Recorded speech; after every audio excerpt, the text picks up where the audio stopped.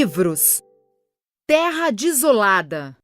O historiador Niall Ferguson examina fatos e números da Primeira Guerra e conclui: foi, como já se argumentava, um conflito evitável, mas muito do que se diz sobre ele está equivocado. 100 anos atrás, em 1914, o assassinato do herdeiro ao trono austro-húngaro em Sarajevo por um nacionalista sérvio da Bósnia desencadeou uma imensa crise diplomática e depois a guerra.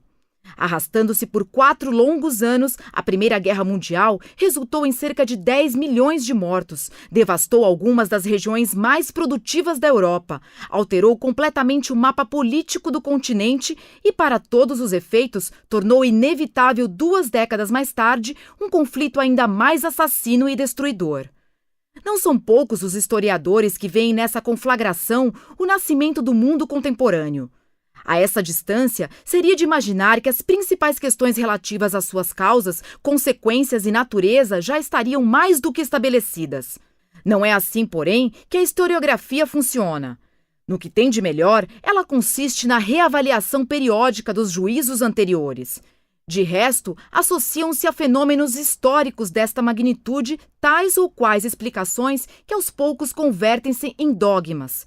No seu exame do conflito de 1914 a 1918, O Horror da Guerra, traduzido por Janaína Marco Antônio e publicado pela editora Planeta, o historiador britânico Niall Ferguson, especialista em história econômica e professor das universidades Harvard e Oxford, procura primeiro demonstrar até que ponto essas explicações não passam, a rigor, de mitos.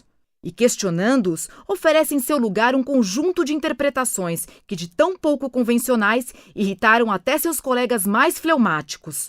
O título original, The Pity of War, vem de um poema do inglês Wilfred Owen, que morreu na guerra. Seu sentido remete não tanto ao horror, mas antes à desolação da guerra, que foi desoladora por ter sido um equívoco, sobretudo, acredita Ferguson, da parte de seu próprio país. A Inglaterra, argumenta ele, deveria ter evitado ou pelo menos limitado sua participação.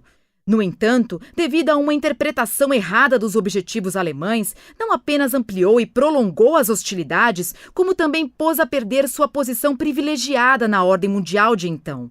Isso acabou acarretando, paralelamente, o naufrágio do primeiro autêntico processo de globalização econômica, processo que, sempre segundo Ferguson, só seria de fato retomado nos anos 90. Hipóteses históricas alternativas que especulam sobre o que teria acontecido se um ou outro participante houvesse agido de outro modo são vistas com extrema desconfiança pela maioria dos historiadores, mas podem ser úteis para colocar os fatos em perspectiva e para enfatizar que nem tudo o que aconteceu era necessariamente inevitável. No cenário proposto por Ferguson, com a Inglaterra de fora da guerra, o conflito teria sido mais limitado e breve, com uma rápida vitória alemã, o que, além de evitar um dos acontecimentos mais trágicos do século, a Revolução Russa, conduziria a uma espécie de unificação econômica do continente não muito diferente da atual União Europeia. Nenhuma dessas conclusões é gratuita. Elas resultam de uma análise tão meticulosa quanto inovadora, cujo propósito declarado já nas primeiras páginas consiste em rever o que quase todos julgam saber a respeito do conflito e de suas causas aceitas. Um exemplo. Já antes do primeiro tiro, associou-se à Primeira Guerra uma interpretação marxista que a declara indiscutivelmente causada por fatores econômicos, como a cobiça insaciável dos capitalistas e ou imperialistas e o oportunismo sanguinário dos mercadores da morte, os fabricantes de armas. Na verdade, demonstra Ferguson, banqueiros, comerciantes e outros capitalistas desgostavam do que quer que pudesse atrapalhar a paz e a tranquilidade propícias para os negócios. Para além do esquematismo marxista, aplicável com igual ou maior inutilidade a qualquer outra disputa, há causas particulares que passaram das análises jornalísticas da época para os manuais de história, adquirindo o estatuto de verdades absolutas. Por exemplo, o militarismo alemão, ainda hoje caricaturado no cinema. O Horror da Guerra mostra que os alemães iniciaram sua ofensiva em 2 frentes não por ambição de conquista, mas porque sabiam que, em relação aos adversários, sua situação era a cada ano pior. Para um país que vinha perdendo uma prolongada corrida armamentista, enquanto sua desvantagem demográfica se ampliava, aquele talvez fosse o último momento em que restava alguma chance de derrotar os rivais numa guerra que parecia inevitável. E não só para eles. Nessa guerra, os ingleses tiveram o dobro e os franceses o triplo das baixas que sofreriam na Segunda Guerra.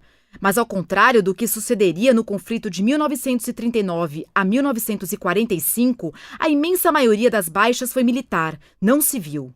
Os soldados entremeavam meses sem fim, entrincheirados em lodaçais infestados de ratos, com momentos intensos de ação frequentemente suicida.